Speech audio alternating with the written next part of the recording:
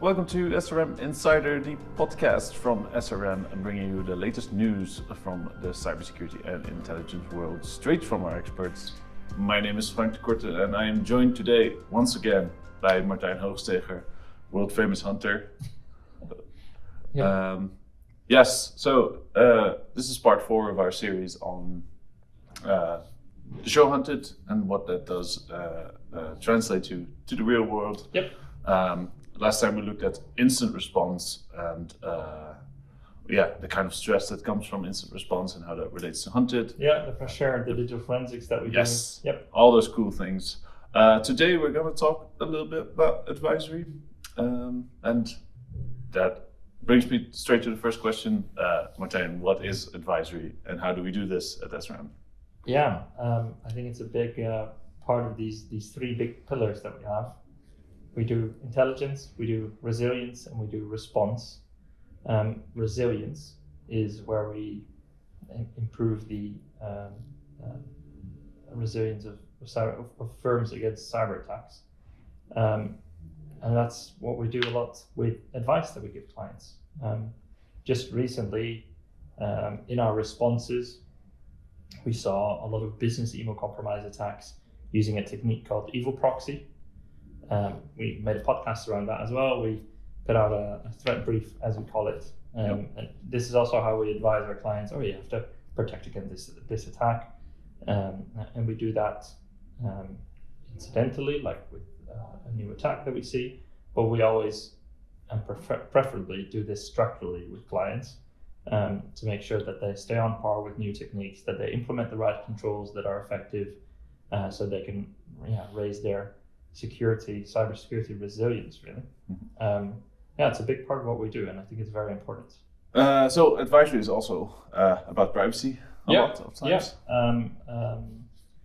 In general, our advisory is really risk management. Mm-hmm. And you can have risks from external threats, and we see those in the news a lot, of course, ransomware attacks, the business email compromise that I spoke about.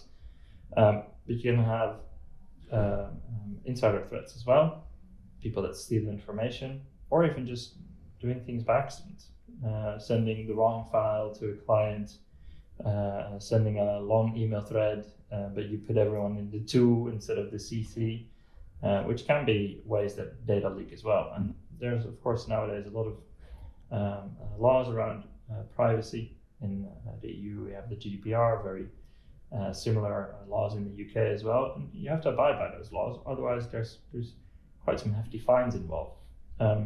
So in cyber advisory, in the risk management side of things, there's really these 2 factors that come into play. And nowadays, privacy is a very big factor of that as well. Yeah. And when we look at Hunted, that is also about privacy. Yeah, that's the core of the show. Yeah. The core of the show is privacy.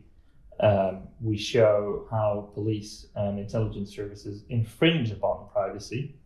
And I think it's very, very cool how we get to show that. I think a lot of the information that we deal with on the show, a lot of the information that you see us use, that's normally not information you see being used that way. Yeah. Or you might not even realize that information is there. So that's really what the show focuses on as well, showing what is being stored about you, cameras that record you everywhere, cloud accounts that store everything that you do, you name it.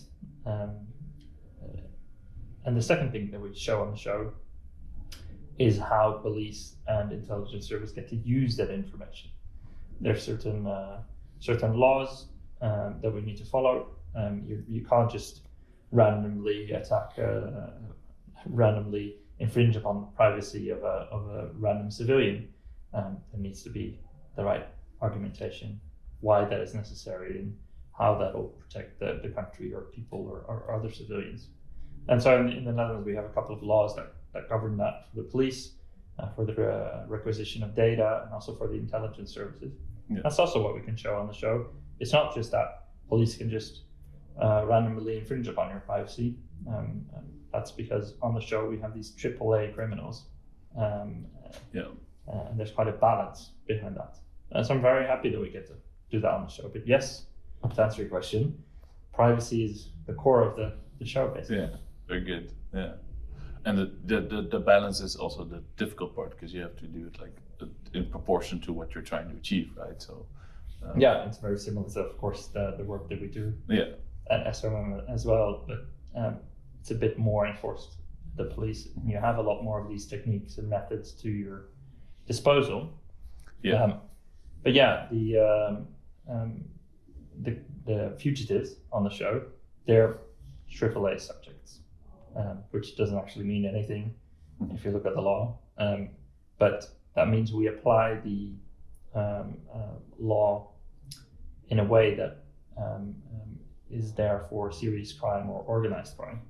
So in the Dutch police law, there's certain articles that describe what the police can do in terms of serious crime, which just from the top of my head is if there is a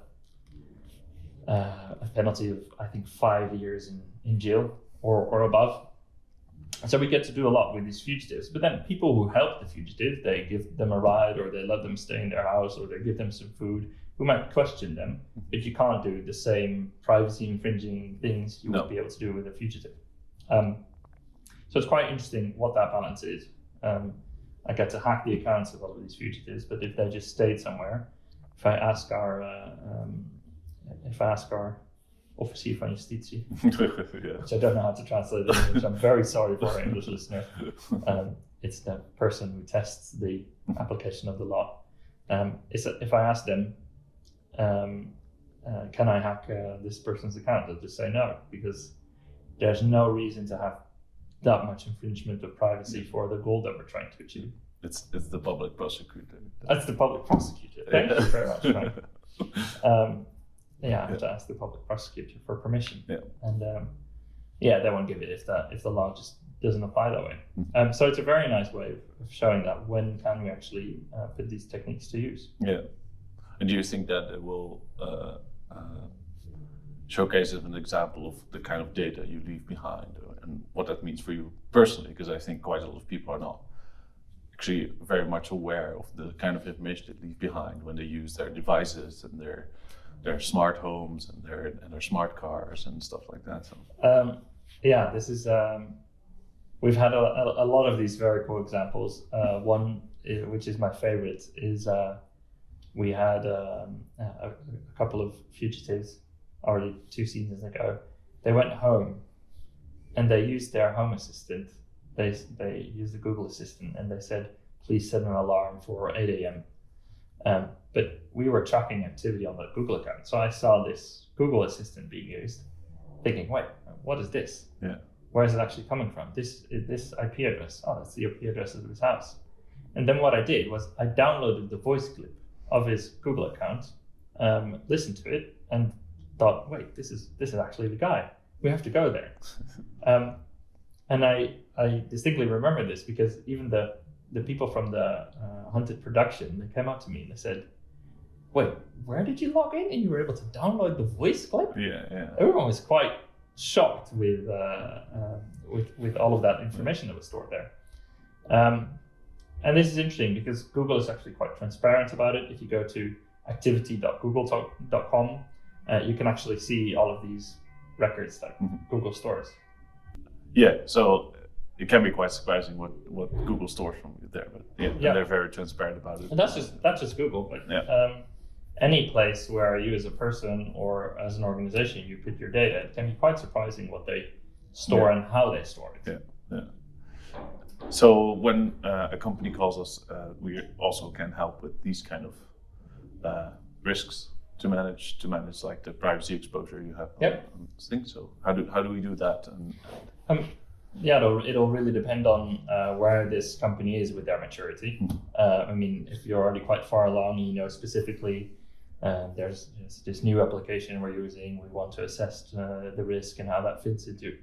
Of course, we can help with that. But in general, we'll have clients asking us to help from the start. They don't know exactly their risk situation and they want to improve. So what we'll start with is a very thorough assessment, which will both be technical and procedural, and figure out where the vulnerabilities are, So we spoke about ethical hacking in a previous podcast. We'll do some of these technical assessments to figure out where are the technical vulnerabilities, how do people log in, how do people process their data, which is mostly procedural. Do this assessment to figure out where are you and where are the gaps of where you want to be. So we'll do a nice gap analysis of this is basically a risk situation. We'll advise on some controls to implement, so mitigate some of your risk. And what we also help with is transferring some of this risk. So we'll help companies prepare for getting a cyber insurance. It used to be very simple to get cyber insurance. Nowadays, it's luckily a lot more thorough in what you need to have in place. So we'll help a company with that part as well, to eventually cover this entire risk management bit. And often it's not something you just do once. It's a recurring thing. Your organization changes, IT changes a lot, the cyber situation changes a lot. So it's something you need to keep up to date with. And so we help organizations with many of these aspects. Sometimes something as simple as helping you implement multi-factor authentication, because that's seriously something you need to have in place by now. But also more complex situations. Where is all the data stored? Where does it go through? Do we trust these applications? So privacy is mostly about trust. And then who do you trust? The motto of Hunted is when you can't trust anyone, where are you going? Like, where can you hide? Properly translated. I think the same applies to data privacy. If you don't know who you can really trust, am I putting my data with Google? Am I putting it with Microsoft? Where am I putting it? Where are you going to go? It's quite tricky, especially in the EU right now, because we don't have these big cloud providers. You have to make a difficult choice. Okay, I'm going to put my data with Google or Microsoft, but these are actually companies that are in America. So I'm also trusting America and their laws and their governance of privacy. And, well, America won't be that much involved in organizations and won't have that much influence compared to some other countries, like, for example, China, who has a lot of influence over organizations and what they do with data. But that's basically the hierarchy of all of these decisions you're making. If you're trusting to put your data with a Google or Microsoft, you're also trusting the shareholders, you're trusting the country that they're in. And that can get quite tricky personally as well. I mean, I have a Google account and I know what's stored on there. I can go to activity.google.com. I have an Instagram account, which is then owned by Meta, which is known for using a lot of this information, maybe even reselling it. So there I'm a bit more hesitant about what data I put on there. And then there's a lot of discussion around, for example, TikTok in the Netherlands, which a lot of the youth use. But this is social media that's heavily influenced by China. And you don't know exactly what they'll do with that influence. If they steer us in a specific direction, if they have maybe political motives and give a little bit more time, a little bit more videos around specific political candidates. We don't know exactly what they're doing with that, but they're known to influence it. So it can be quite tricky to decide what applications am I going to use, where do I store my data. It's really a topic of trust. And it's an important one, which we like to help organizations with as well, deciding what to do with this, where to store your data, or how to protect it properly. And I think as our dependence on IT grows more and more, as organizations become more aware of this, as countries try to mingle themselves in this playing field and get into the field of information, disinformation, privacy, it becomes even more important to pay a lot of attention to, both personally and as organizations. That's my tip for everyone.